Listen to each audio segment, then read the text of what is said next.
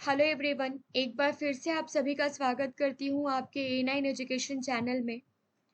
और ये जो सीरीज़ है हमारा साइंस का, जिसमें हम 30 मोस्ट इम्पॉर्टेंट टॉपिक कवर कर रहे हैं, ये 17th BPSC प्री के लिए है।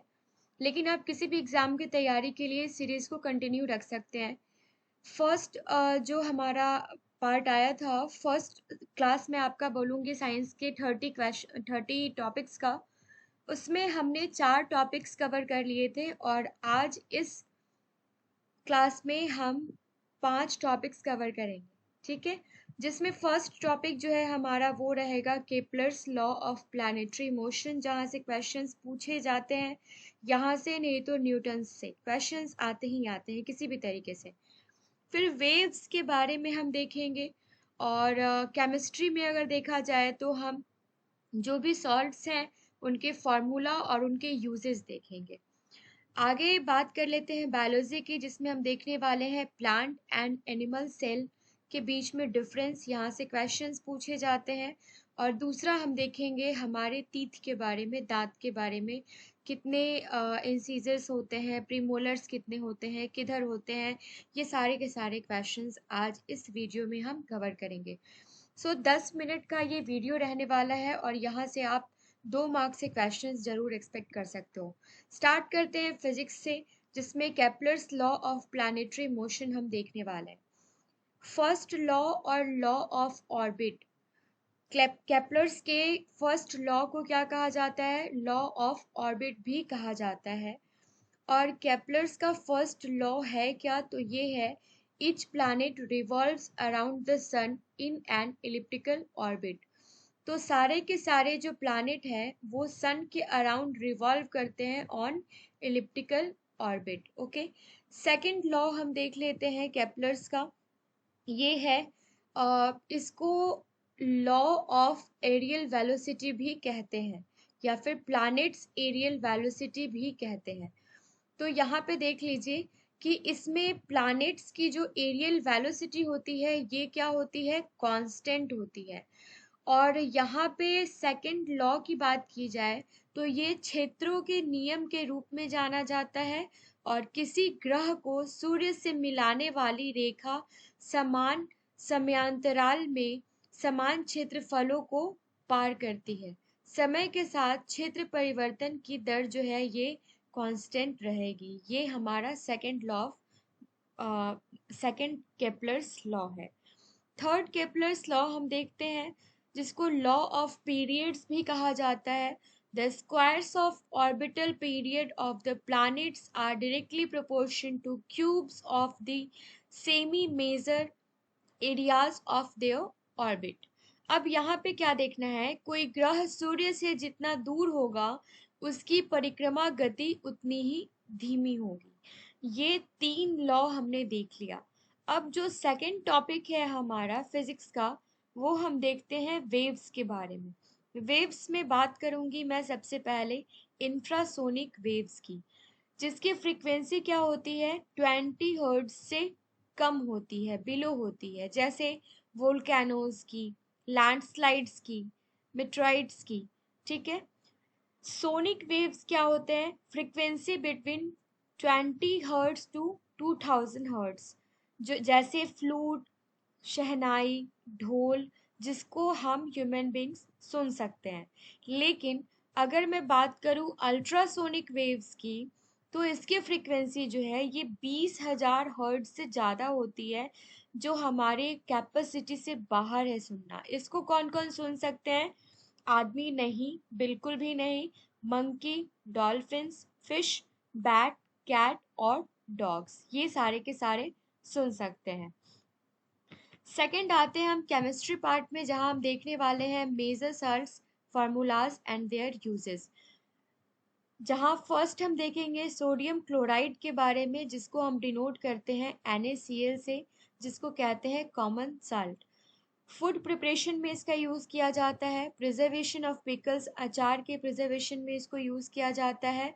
और मेल्टिंग ऑफ फ्रोज़न आइस, बड़े बड़े जो बाहर की कंट्रीज़ हैं जहाँ जो हमेशा बर्फ से ढके रहते हैं, वहाँ पे भी सोडियम क्लोराइड यूज किया जाता है आइस को मेल्ट करने के लिए।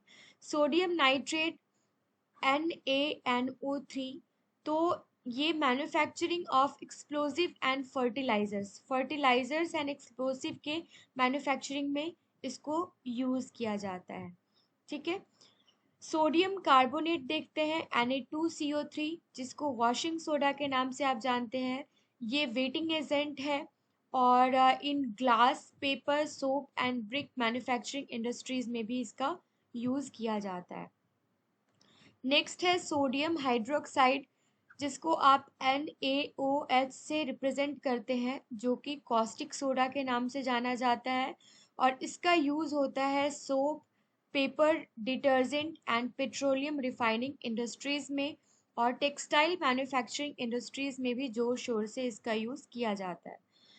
Sodium bicarbonate NaHCO3 baking soda है in making yeast, in fire extinguisher ये भी इसमें भी यूज किया जाता है एंड फूड प्रिपरेशन में तो यूज किया ही जाता है।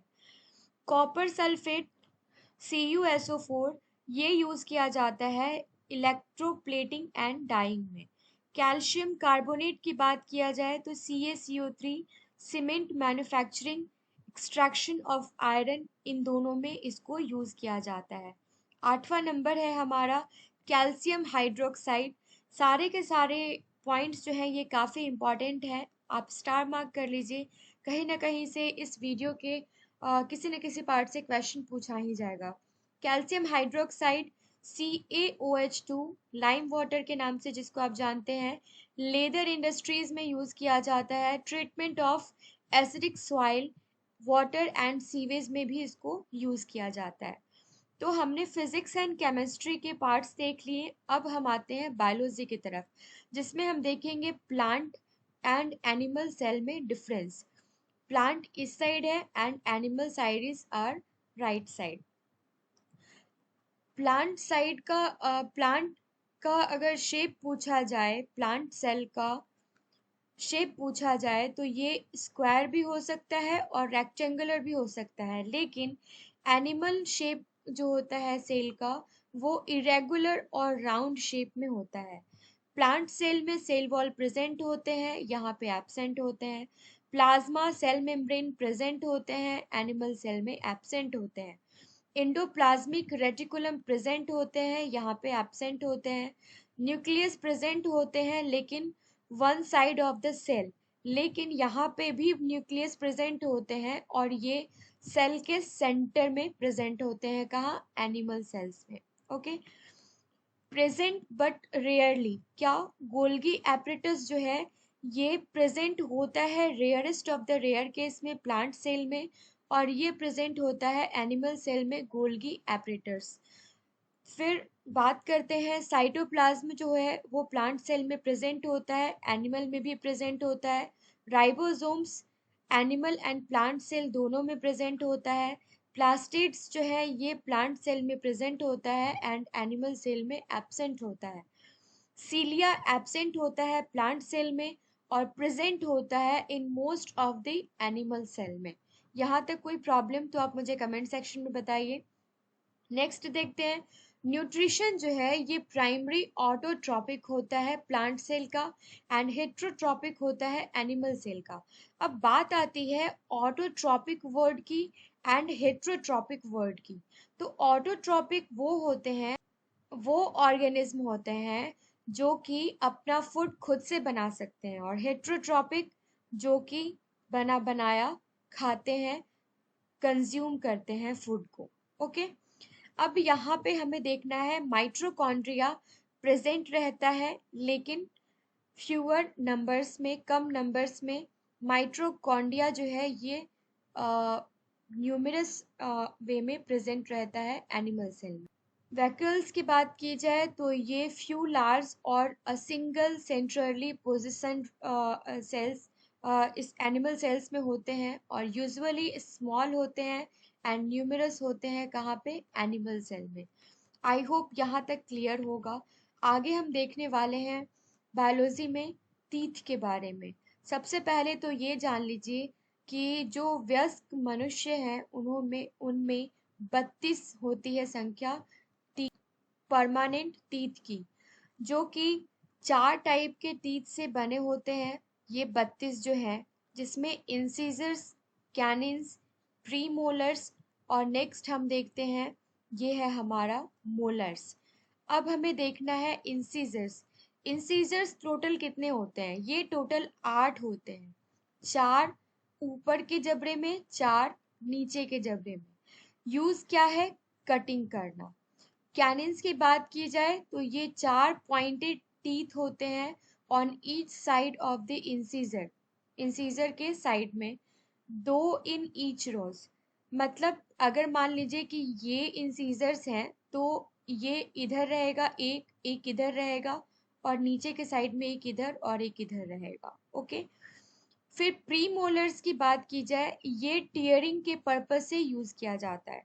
प्री मोलर्स की बात की जाए तो ये 8 टीथ होते हैं next to canines, 4 in each row. 4 jaw, sorry row नहीं जॉ, 4 जो है ये एक जॉ में होते हैं, और ये ग्राइंडिंग पर्पज से यूज किया जाता है। ठीक है। मोलर्स की बात की जाए तो ये 12 teeth at the end of jaw, छे होते हैं ऊपर और नीचे के पार्ट में। ये याद रखिएगा कि 3 साल की उम्र तक सिर्फ और सिर्फ 20 प्राइमरी टीथ ही बच्चों में देखने को हमें मिलते हैं। तो ये टोटल 5 टॉपिक आज हमने यहाँ पे कवर किया है साइंस का, और हर एक सब्जेक्ट का 30 टॉपिक हम कंप्लीट करेंगे। इसी के साथ साइंस का हमने 9 टॉपिक कंप्लीट कर लिया है, और नेक्स्ट क्लास में हम 6 टॉपिक कंप्लीट करेंगे, उसी के साथ 15 टॉपिक, जहाँ से कम तो 5 से 6 मार्क्स के क्वेश्चंस की तैयारी आपकी हो जाएगी। सो मिलते हैं नेक्स्ट वीडियो में। अगर वीडियो पसंद आता है तो चैनल को लाइक एंड सब्सक्राइब जरूर कीजिएगा। Thank you so much.